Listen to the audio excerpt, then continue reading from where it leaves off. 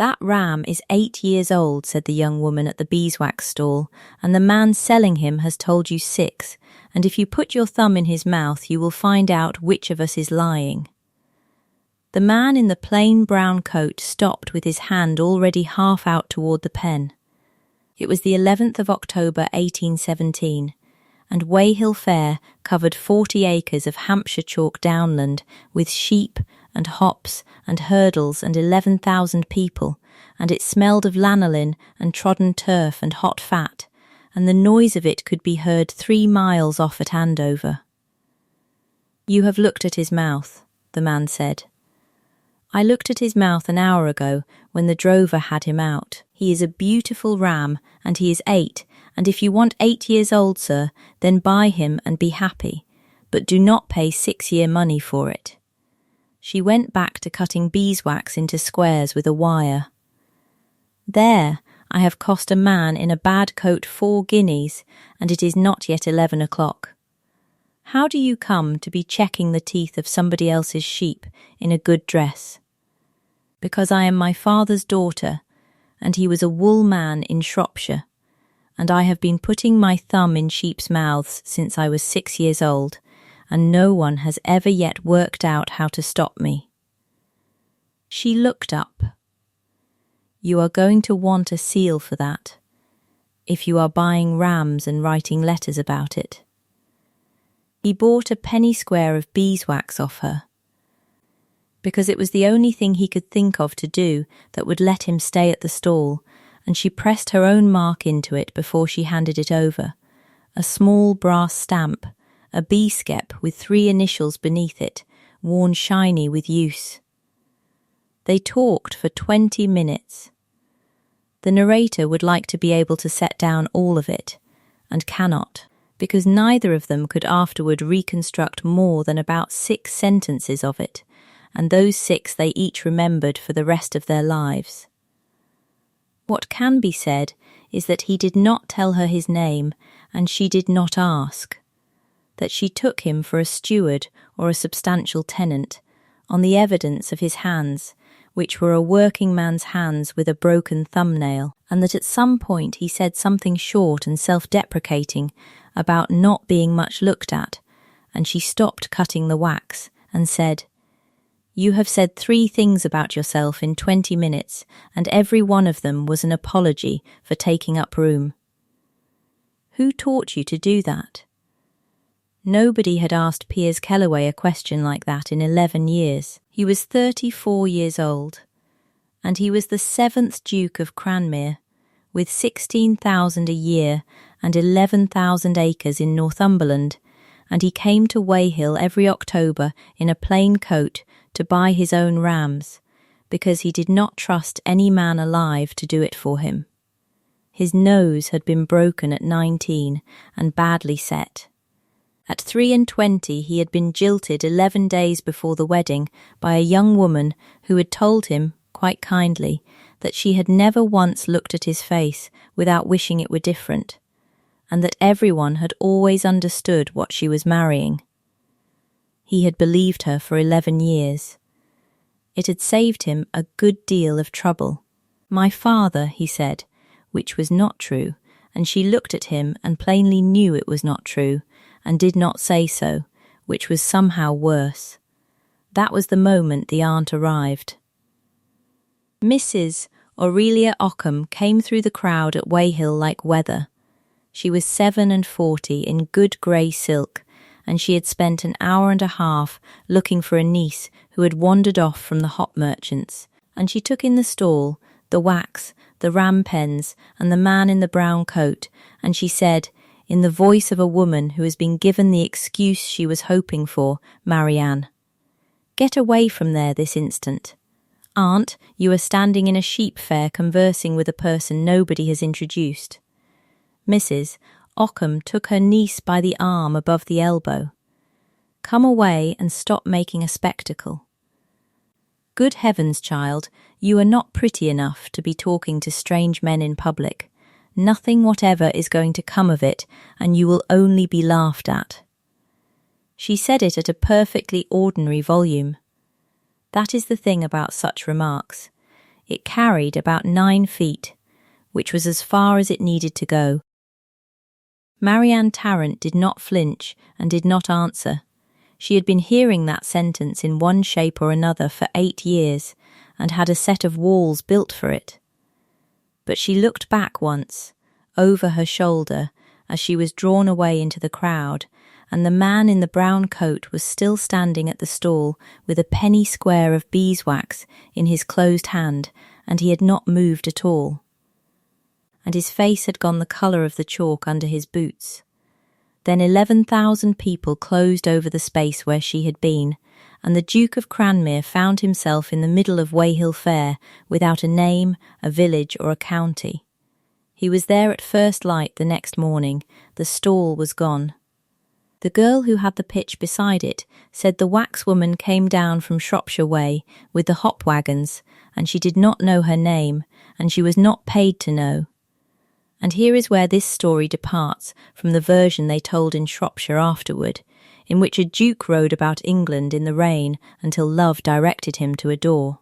What Piers Kellaway actually did over the next 4.5 weeks was the same thing he did with a diseased flock or a flooded coal seam, which was to work at it methodically until it gave in. He began with the toll book. Every stallholder at Weyhill paid ground rent to the bailiff, and every payment was entered, and on the afternoon of the 12th of October, the Duke of Cranmere sat in a canvas booth for 3 hours, going down 11 pages of a clerk's ledger, with his hat on the table, looking for a woman. There were 4 entries for wax and honey. 2 were Hampshire men. 1 was a widow from Basingstoke. The 4th said only Tarrant. Wax and honey, 4F'd, 2s, 60, and no place of abode, because the bailiff's clerk had been in a hurry on the 9th of October and had not asked. Tarrant, it was not much. It was 1 word more than he had owned at 11 o'clock the previous morning, and he rode back to Andover that night in the rain, and could not have told anybody why he felt as he did. He went next to the chandler's. A woman who sells beeswax at a great fair sells to the trade, and the trade keeps books.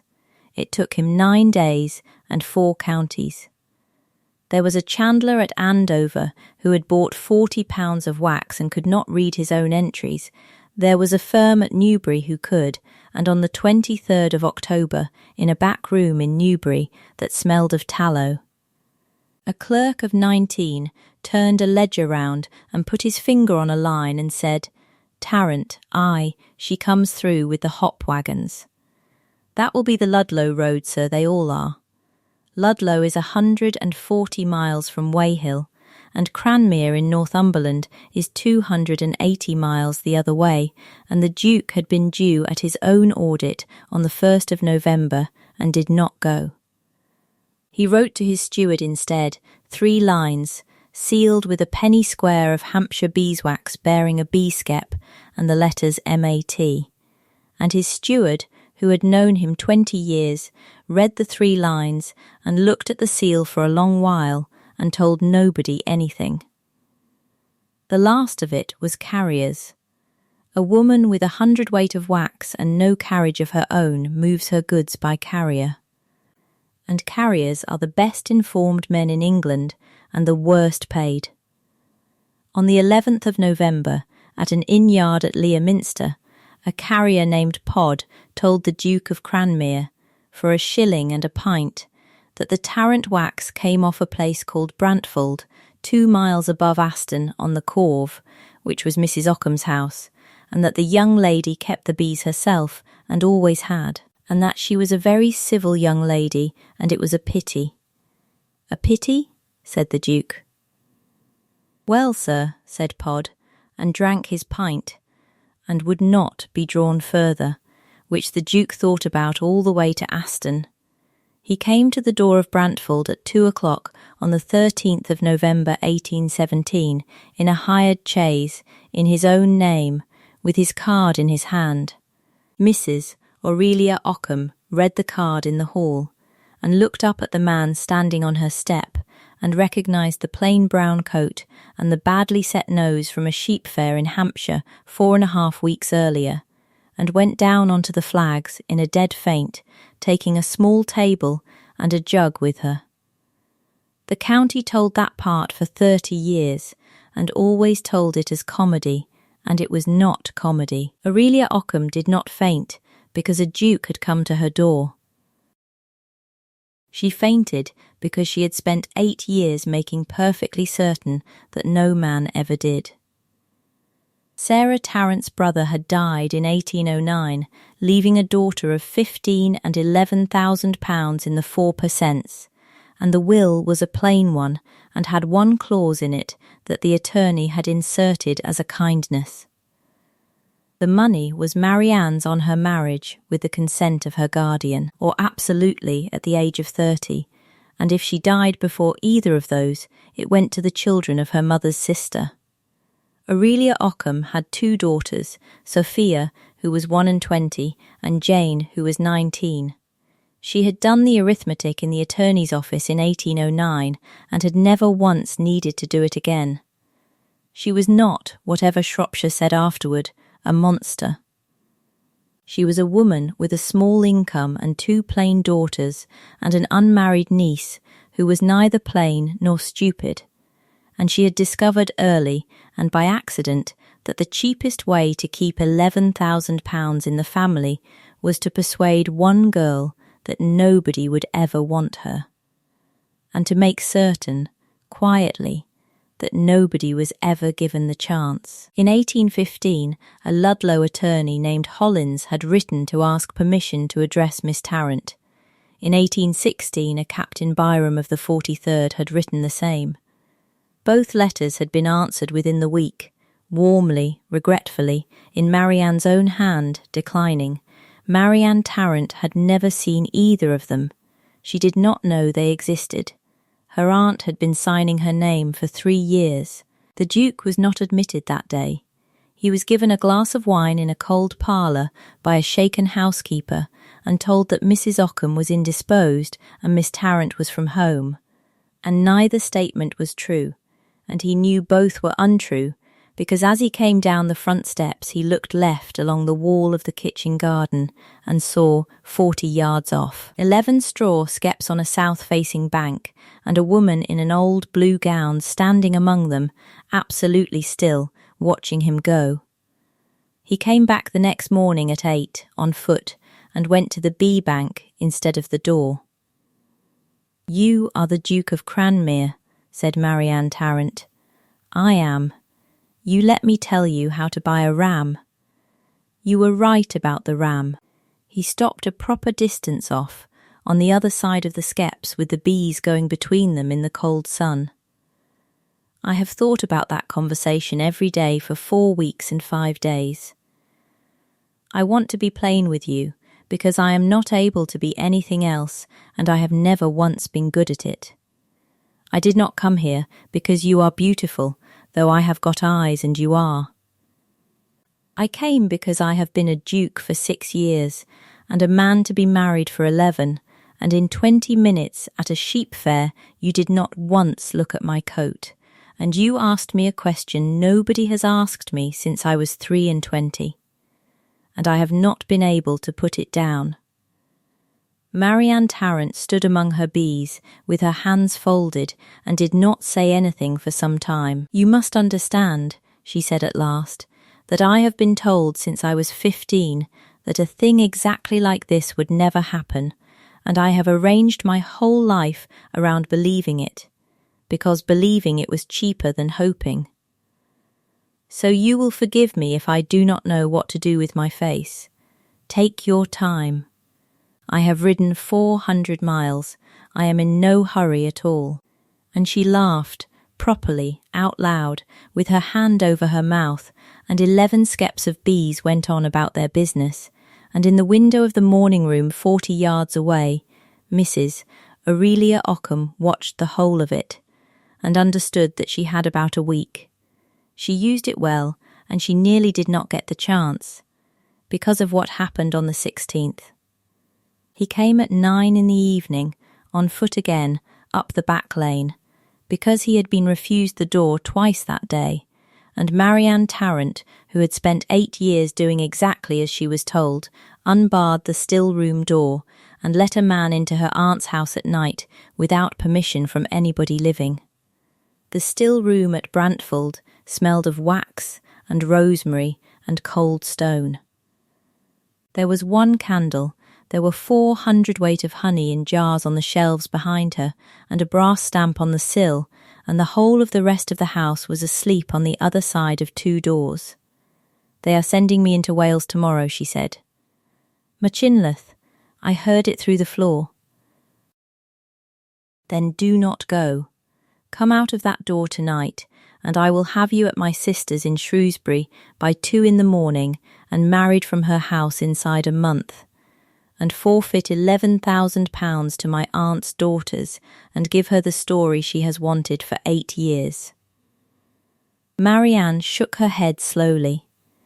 "You have not thought it through, Your Grace, and that is not like you. If I run off out of a still room at night, then every word she has ever said about me becomes true in 1 hour, in every parlour between here and Ludlow, and she will spend the rest of her life telling it. I am not going to hand it to her.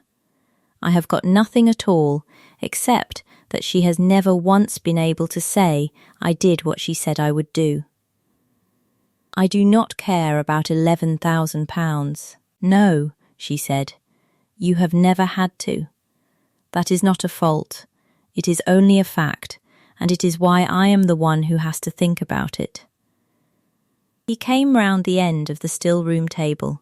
He stopped about a foot away, which was closer than either of them had been at any point in their lives, and the candle was between them and slightly behind her. And neither of them moved for what both of them afterward agreed was a very long time. "Marianne," he said, "you have not said it before.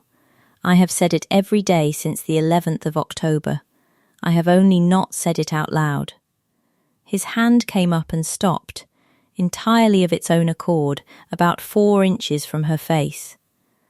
"I am going to go out of that door in a moment. Because if I do not go now, I will not go at all, and then she will be right about all of it, and you will have been right about me." "Yes," said Marianne Tarrant. "Go then." Neither of them went anywhere for another 6 or 7 seconds, and that was when the bar dropped on the passage door, and Mrs. Aurelia Ockham's voice said, "From the far side of it, Marianne." "There is a light under this door." He was out into the kitchen garden and gone along the wall, and Marianne was alone in the still room, with her hands flat on the table and her heart going like a hare, when her aunt came in with a chamber candle and found her niece skimming wax at 9 o'clock at night, which was a thing she had done 400 times before, and which Aurelia Ockham, who never noticed the seal on a letter, entirely believed. She sent her into Wales anyway, 16 hours later. On the 17th of November, Marianne Tarrant was sent into Wales to a cousin at Machynlleth, for the benefit of the sea air, at 4 hours' notice, with 1 box, and Mrs. Ockham wrote to the trustee of the Tarrant Fund in Ludlow to say that her niece had formed a violent and unsuitable attachment to a man at a fair who now claimed to be a duke, that the girl had always been excitable, and that as guardian she was removing her from harm, and she wrote to the Duke of Cranmere to say that Miss Tarrant had gone to friends and did not wish her direction given. It very nearly worked, and the narrator will not pretend otherwise. He wrote 11 letters to Brantford in 3 weeks. None of them was forwarded. He came twice more to the door and was not admitted. But Marianne Tarrant had been keeping bees at Brantford since she was 16, and the wax went out by Pod's wagon every month of her life. And there is no household on earth in which the mistress knows everything the servants know. Deborah Hale was 41 and had been Marianne's mother's maid before she was Marianne's, and in the last week of November she walked down to Aston with a package that was supposed to be wax and was not, and put it into Pod's hand, and Pod carried it to Leominster, and it went north from there. It reached Northumberland on the 4th of December, a letter of 2 pages in a hand the Duke had never seen, sealed with a B-skep and the letters M.A.T., saying where she was and that she had not been asked, and that she was very well and he was not to worry, and, in the last paragraph, almost in passing, because she had only just worked out what it meant, that her aunt had told the trustee she was excitable, and that the trustee had replied by return, and that Deborah had seen the reply, and that it referred, in terms, to the 2 previous offers which you were good enough to decline on Miss Tarrant's behalf. 2 previous offers. Marianne Tarrant sat in a cold room in Machynlleth in December, 23 years old, and did the arithmetic of 8 years of her life, and it came out even, and there was nothing in it that could be misread. Aurelia Ockham had 1 move left, and she made it on the 9th of January 1818, and it was the best thing she ever did. She wrote to the Duke of Cranmere in her niece's hand. She had been signing that name for 3 years, and she had got very good at it. The letter was 4 lines long, and it was beautifully judged. It did not rage or accuse. It said that Miss Tarrant had reflected, that she was sensible of the honour, that a fair ground acquaintance was a poor foundation for anything, and that she begged His Grace would not write again. It was sealed with a plain red wafer, because Aurelia Ockham had never in her life had occasion to notice her niece's brass stamp, and would not have known where to find it. Piers Kellaway read it at his own breakfast table in Northumberland on the 12th of January and stopped writing. That is the cost, and it fell on both of them, and it fell heaviest on her. She was in Wales until the end of February, with no letters coming and no way to account for it except the way she had been trained to account for everything since she was 15. And there were 3 weeks in that stone house above the estuary when Marianne Tarrant went back to believing her aunt entirely, which was the cruelest thing that ever happened to her, and left a mark that took years. Deborah Hale wrote once more in February on her own account without being asked, and got no reply either, because by then the Duke of Cranmere had put every letter from Shropshire unopened into a drawer, having decided that he was a fool of 34 who had gone 400 miles on 20 minutes of conversation, and had been told plainly, in writing, what everyone had always understood. It was the letter itself that undid it, in the end. He took it out of the drawer on the 2nd of March because he could not stop reading it, and he had it beside him on the desk when his steward brought in the accounts, and the seal on his own last letter to Shropshire, returned unopened, from a drawer with the B-skep stamp pressed into the wax, was lying next to it. The Duke of Cranmere sat and looked at those 2 things for about a minute and a half. Then he was in the yard shouting for a horse. He did not go to Shropshire to prove anything. He went to Shropshire and did the thing that could not be taken back. There was a subscription assembly at the Angel in Ludlow on the 17th of March, and by then the county had had 4 months of misses. Ockham's version, that a niece of hers had run mad over a man at a fair who had given himself out to be a duke, and that the poor girl was excitable and had always been so, and that it was a great trial, and one did what one could. Marianne Tarrant had been back from Wales 3 days. Her aunt had not spoken to her. She went to that assembly because Deborah Hale told her that if she did not go, the version in the room would be the only version there was, and because she had worked out somewhere on the Machynlleth Road in February that she was done being discussed in her absence. She stood at the side of the room for 40 minutes with an empty card and a great deal of attention that nobody was pretending to hide.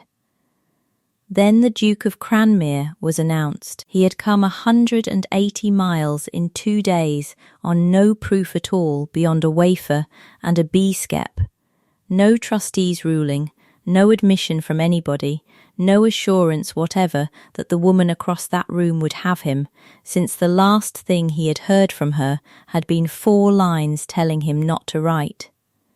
He did not know. He walked in not knowing. He crossed the whole of that floor. It took a while, and the music did not stop, and every soul in Ludlow watched him do it. "Miss Tarrant," he said, and his voice was pitched to carry, which it had not been at the fair, and was not afterward. "I am the Duke of Cranmere, and I am not given out to be anything.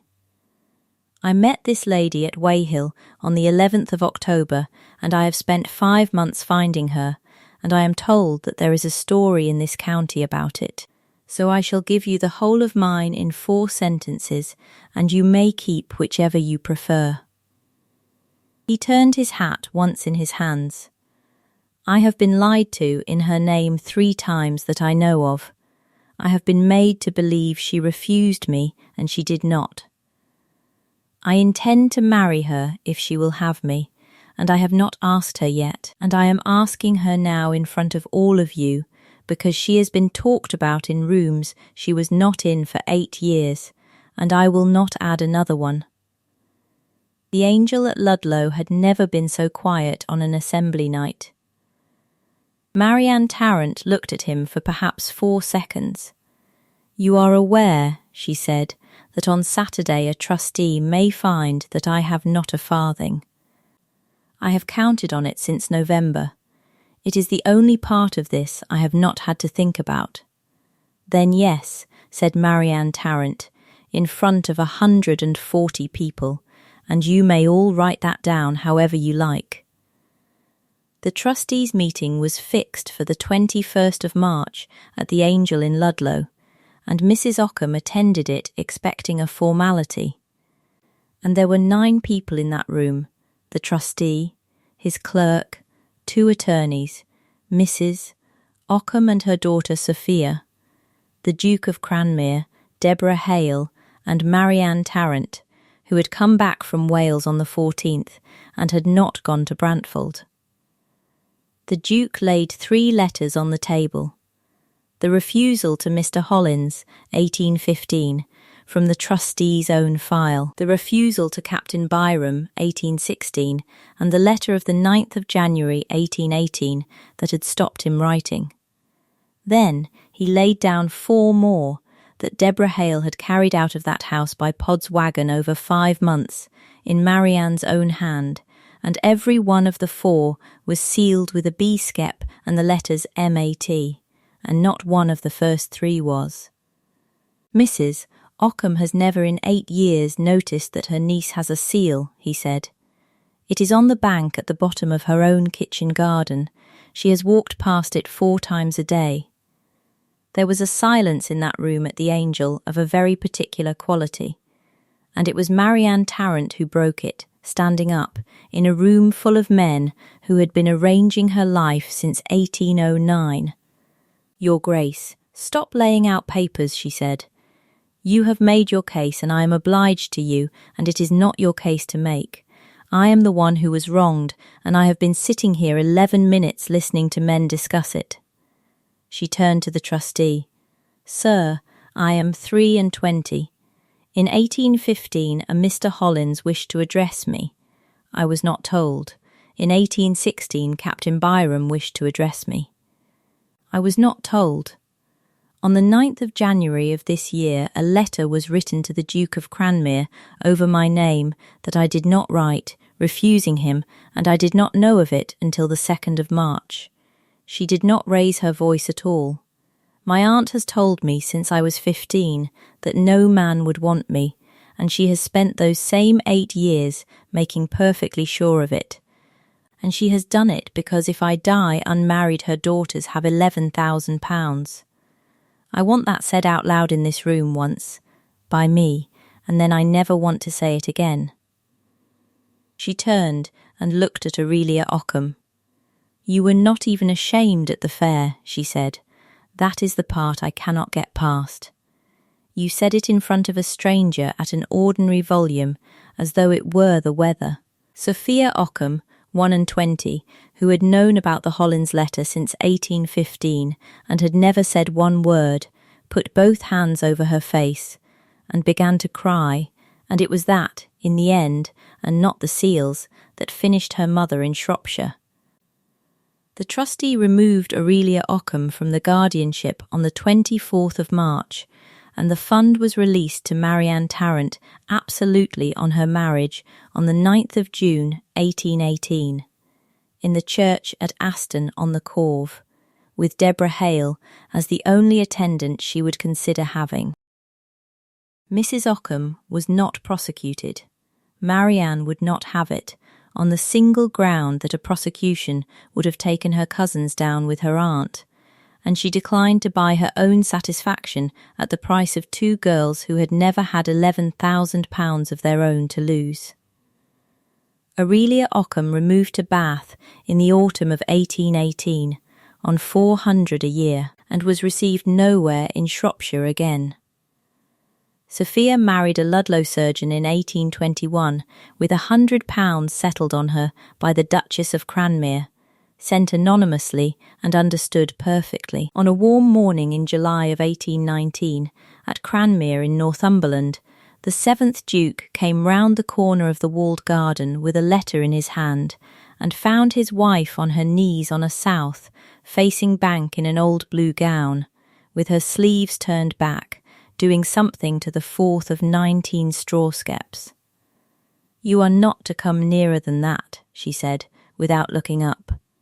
"They are casting. I have been married 13 months, and I have learnt to read a B-bank at 40 yards, madam, thank you." He stopped where he was told. "Pod's boy has brought this up from the Corve. Hollins the attorney has taken a partner and writes to say he hopes you are well, which I find I mind less than I did in March."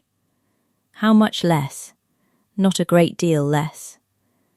Marianne Kellaway laughed, and sat back on her heels and pushed her hair off her forehead with her wrist, and there was wax under her fingernails as there had been every summer of her life since she was 16.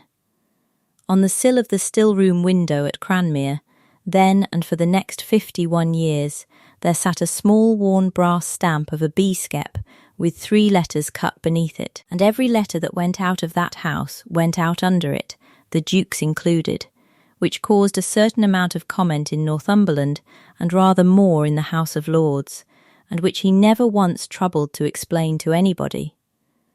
Their eldest was born in the April of 1820, and the seal is on her christening letters.